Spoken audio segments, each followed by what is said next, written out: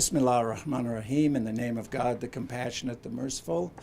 Thanks for coming today. My name is Ibrahim Hooper. I'm National Communications Director with the Council on American-Islamic Relations, the nation's largest Muslim civil rights and advocacy organization. We'll be pretty quick today, releasing the results of our new civil rights report outlining a really sharp spike in anti-Muslim incidents within the past year or more. First of all, we'll hear from CAIR National Executive Director Nihad Awad, who will kind of give us a sense of the experience of the American Muslim community in the past year or more, and particularly during the presidential campaign when we saw a real sharp rise in anti-Muslim rhetoric and its impact on the American Muslim community. So first of all, Nihad Awad, CAIR National Executive Director.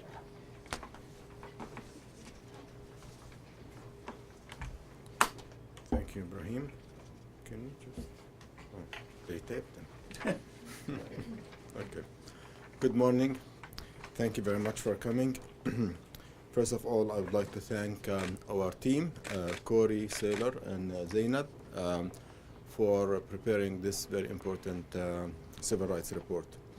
Over the years, we have issued so many reports on the status of Muslim civil rights in the United States. This report is very unique. It's different than the previous ones because, as you can see from the title, it's called The Empowerment of Hate. In the past reports, we have focused on acts of discrimination, hate crimes, acts of intimidation against American Muslims by individuals in our society, and also some abuses by government agencies. In this report, we focus on the acts of the elites in our society, mainly politicians, presidential candidates who have taken an aim at the American Muslim community and other minorities. For cheap political purposes, they have used fear and intimidation to gain votes and support among their voters. In ways, they have succeeded in mobilizing those voters to vote for them. And one of them obviously succeeded in being in the White House. Other candidates have targeted the Muslim community. They have questioned their loyalty, their love, and their attachment to our nation. Where they have failed is in the fact that the American Muslim communities and other minorities have stood together. They have stood their ground. They believe in themselves. They believe in the American dream. And they went and voted, and they continue to participate. Where those elite have failed in the fact that they awakened so many minorities to work together. And we have built over the past 2 years a magnificent national coalition for the protection of civil rights of American Muslims and all Americans. The Trump administration also takes a lot of blame for what's happening to the Muslim community and other minorities. Trump has promised and delivered on his promise to ban Muslims. Where he failed, again, the courts have pushed back, the public has pushed back, and the media has pushed back. But also national civil rights organizations like CAIR and the ACLU and others have filed lawsuits, and so far they have been winning the battle. What's our response at CAIR? We have shown leadership in defending the rights of American Muslims and other Americans. But in particular, we have launched a major and unique campaign. It's a $5 million civil rights campaign. It's designed to expand the legal capacity of CAIR nationwide.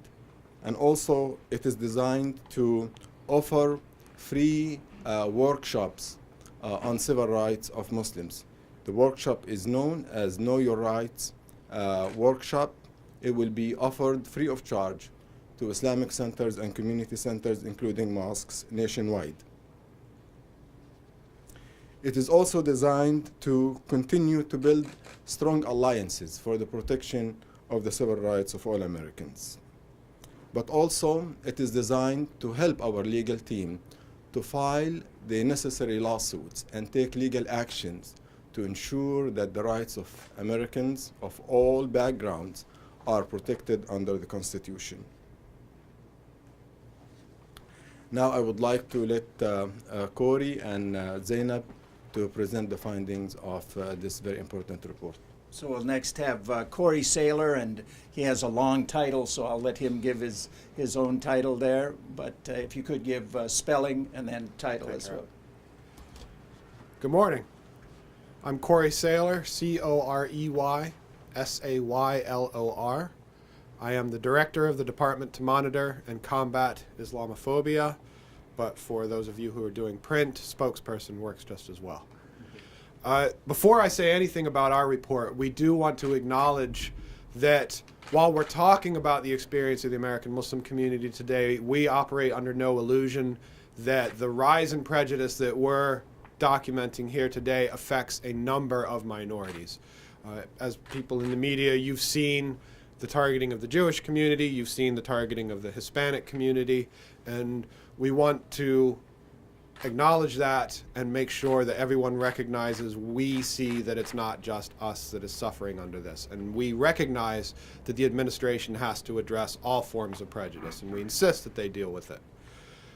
So today's report, the first piece of information that we want to give you is that in 2016, we documented a 57% rise in anti-Muslim bias incidents.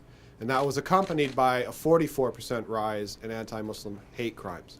Those numbers are deeply troubling to everybody who values the idea of an America that's inclusive and tolerant of all different people of all different backgrounds. If we can look at the first chart here, you can see that rise that I'm talking about very clearly and I think very succinctly in what you see there. If we can go to the next slide, please. Can you, someone had asked the difference between a bias incident and a hate crime. Funnily enough. So the next chart, which I'll get to, the next chart documents the rise in anti-Muslim hate crimes that we're talking about. And we wanted to point this out in particular because what we say in the report is that the rise in incidents where we see more violence has been very clear over the last few years. So if you think about it, go back to 2010, you had the Park 51 episode, and what we documented was a significant rise in people trying to stop the expansion or construction of mosques. That, unfortunately, is something of the past. Nowadays, it's people going out and targeting Muslims for assault or vandalizing or attempting arson on mosques. The way you differentiate between a bias incident and a hate crime, a bias incident essentially encompasses anything in which there was an element of religious prejudice that was identified in the case. So a person who was subjected to an incident will call our staff across the country. Our staff will process them through intake, and then during that intake, if they identify an element of religious bias, it will get logged as such. So a bias incident can include anything such as I'm walking down the street and someone starts yelling horrible anti-Muslim things at me. That is not a crime. However, it is a bias incident without a doubt. Hate crimes are a subset of bias incidents in which there was some element of the incident that could face federal or state hate crimes charges. We don't always go with what the prosecutors say.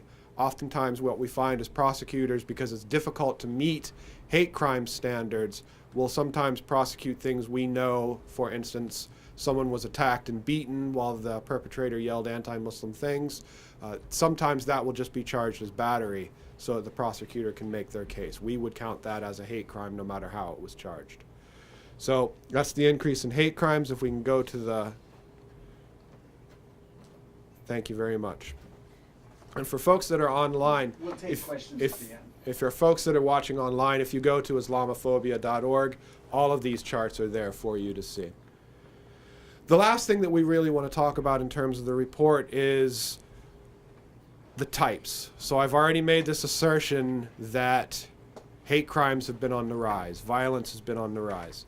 So when you look at the different types of incidents that we see, harassment in 2016 was the #1 type we saw, and that I think makes sense. Most incidents are someone being yelled at, cursed, a protest outside of a mosque that doesn't have anything to do with, we don't like having a lot of traffic in our area, but it has something to do during the protest of people yelling, Islam is a hateful religion, mosques are barracks for weapons, things like that. So it makes sense that harassment remains sort of one of the top items. But you'll notice in the #2 spot came the FBI. And these are incidents in which people in our community were approached by the FBI and asked questions that in the assessment of our intake staff were really not connected to any specific investigation. And one of the things that we document in the report was right before the election, there was a broad sweep of FBI agents across the country going to members of the Muslim community, asking them things like, are you aware of any plots? That's not the specific language that they used, but the question itself is in the report. We did not see any similar type of outreach to, say, Trump supporters who were documented as making a number of threats of a violent nature. So that kind of thing to us has more to do with headquarters' focus on Islam and Muslims as being more of a perceived threat than any other community. Those other communities didn't get similar outreach. So what we see, #2 type, the FBI is very common. Employment, also one of the normal ones that we see in high numbers. 4th is hate crimes, and that's what I want to focus on, because if you look at the chart, what you'll see is in 2014, hate crimes didn't even broach the top 5. However, in both 2015 and 2016, the hate crimes that we're documenting in both instances were there in the top 5. That's why we're saying there's this shift toward more violence that we see targeting our community. The last thing that I want to talk about, and we don't have a chart for this, but the chart is online at islamophobia.org, is triggers. So as our intake staff are asking the caller what happened during the incident, one of the things that they're looking for is, to the best of their assessment, what set off the particular incident. And as always, ethnicity, national origin seems to be the top item. But we do want to point out headscarf hijab as being #2 in 2016. So while in 2014, 15, and 16, we did not track the gender of the person who was calling us, you can tell from the number of headscarf cases that that visible element of being Muslim is frequently what gets people targeted, and that the people behind these incidents have no problem targeting women as their victims. So in 2016, headscarf was the #2. In 2015 and 2014, it was the #3 type of trigger that we saw. So unfortunately, a very common reason that people get targeted is simply wearing something that identifies them as a particular religious faith.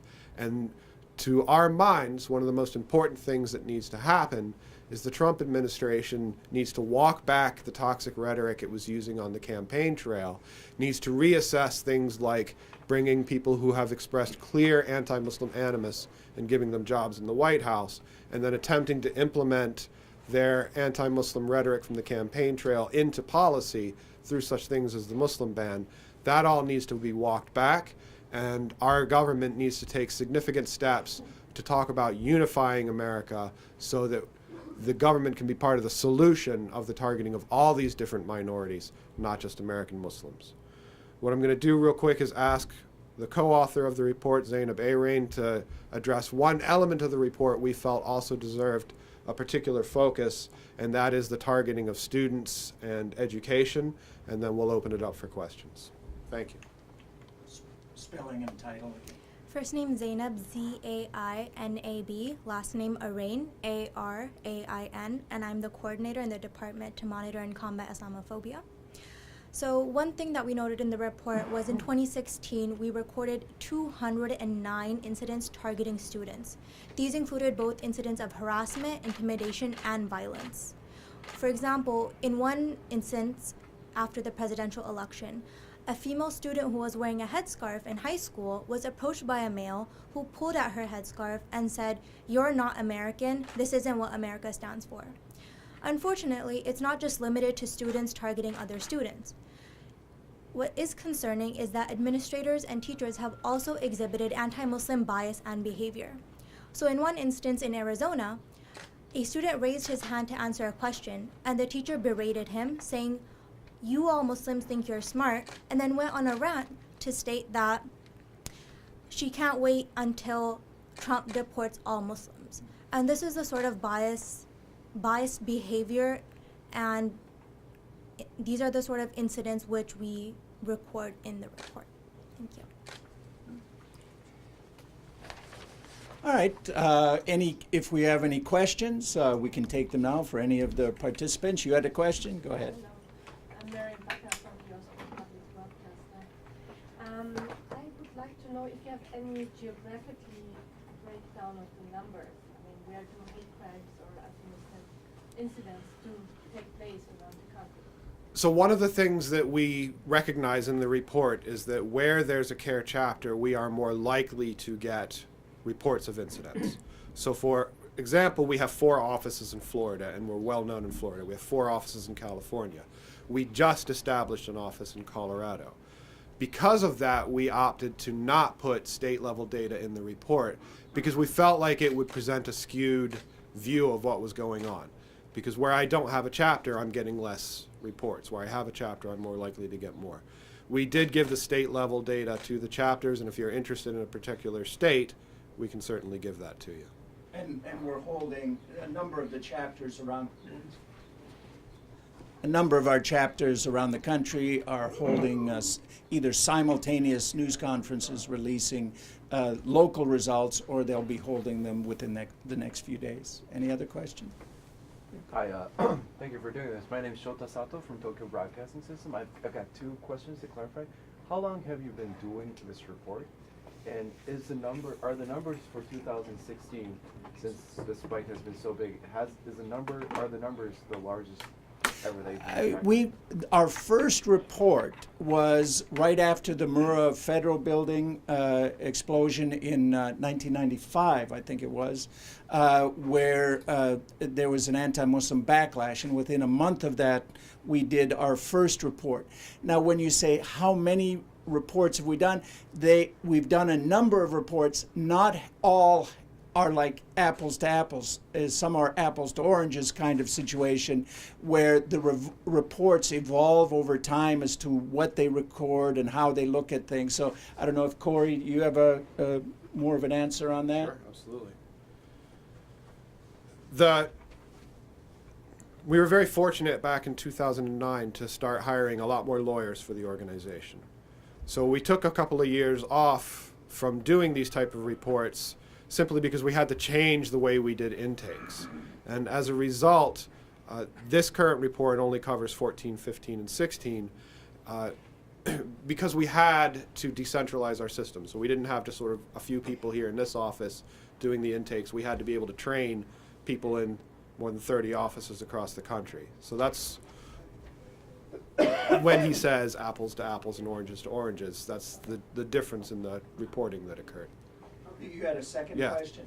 Yeah, to add on, to build on that, so can we compare 2016 to 2014, but not before that? Right. I would say that there's been consistency for this set of data in 14, 15, and 16. The other decision that we took, I think that's very important to acknowledge, is that we deliberately started excluding things that targeted CAIR itself. And if I added that into the report, shall we say, the numbers would jump very high, but then you would have all these incidents in Washington, D.C., which would make Washington, D.C. look like the most bigoted place in the country. We didn't feel that showing the experience of an institution was our goal with this report. Our goal was to show the experience of a community, so we excluded that data specifically. Yeah, one of the things, just as an aside, we, as an institution, very often get threats, hate messages, all kinds of, I personally get a number of hate calls, all these. We don't really record those kinds of things. unless it goes into the area of violence. For instance, we recently received an envelope that had a foreign substance in it. So obviously that crosses the line, and we would record that for us. We had to evacuate the office at one point when another white powder came to our office. Maybe some of you remember that a few years back. So as he said, if we added all of those hate incidents targeting our organization, the numbers would be really skewed. So that's why we exclude them at this point. Yeah. So you mentioned the FBI incidents. I was wondering, has CAIR reached out to FBI? Is there any line of communication in terms of how the FBI approaches American Muslims?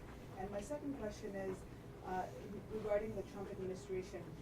Is there a line of communication there? Have you reached out to them in terms of maybe, like you said, having them scale back? Because that was one of the things you mentioned, that they should scale back that toxic rhetoric.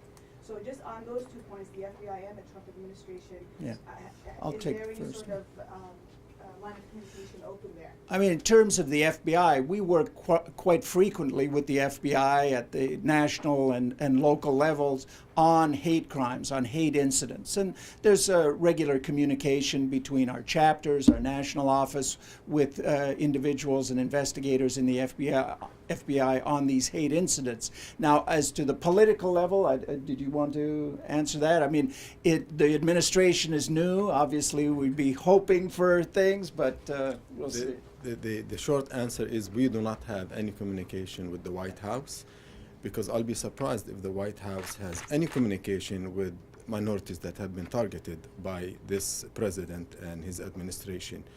But also we hope that they will initiate a new thought process to reconsider their policies, because now he's the president of all Americans, not only those who voted for him.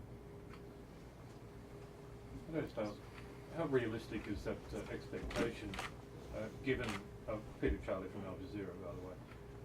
How realistic is the expectation that the Trump administration will walk back its Islamophobic rhetoric when clearly the messages that are coming from the White House are so blatantly Islamophobic to begin with? Well, as Muslims, we always have hope that these things will occur. And obviously, the American Muslim community wants to have a good relationship with any administration, with any public officials out there, and we do the best we can. And then ultimately, it takes two to tango, as they say. We can reach out, but there has to be somebody reaching back. No more questions? And I wish our government affairs director was here. He handles that more than. Did you want to? No, honestly, we have not reached out to him, because it is his duty to reach out to all Americans who have been offended and targeted by him. We do not want to weaken our positions and our principles. We also have many allies in the Latino community, African American community, people with different backgrounds who have been targeted by this administration. So our approach in reaching out to the administration has to be unified, but I believe the first step has to start from the White House, not from us. And if you've noticed in the recent past, we've issued a number of statements on attacks on American Sikhs, on the Jewish community. Just yesterday, we issued a statement of solidarity with an African-American church in North Dakota that was targeted by racist and neo-Nazi graffiti. So it's not just the American Muslim community that's being targeted, it's all minority communities. One last question and then we'll go. Hey, Corey, I'm curious about how do you explain this surge of FBI visits the weekend before Election Day? Can you share a little bit your thoughts on that? Because it seems like there was a definite effort to... So what we observed is there was a vague notion of a potential plot by Al-Qaeda in a few different cities. And our understanding is that based on that, FBI headquarters had the field offices send agents out to talk to members of the local Muslim community. And that's, when you look in the report, we're not questioning the agents who were following instructions. Our question is, why, given the threats that we saw coming from Trump supporters, was there no similar order to go out and start interviewing them? There's no report of that whatsoever. why, given that there was a foiled attack on Somali Muslims, was there not an observed and reported on outreach from the FBI to the community that was behind that? So there was a clear sort of, there's this vague thing that seemed to have motivated some kind of an instruction from FBI headquarters, and then the agents went out. And when you look in the report, the set of questions that we saw was remarkably consistent. So clearly what really in my mind is the biggest question is you've had two FBI directors say that the American Muslim community is very helpful in reporting information that it has, and yet they then issue a directive that sends agents out to ask American Muslims, are you aware of any plots, as if like people in our community were going to be sitting on that information, as if we don't have a track record of going out and showing that on the rare instance that somebody knows something, they're very willing to come forward with it. All right. Well, thank you all for coming, and we're all available for one-on-one interviews, and thanks again.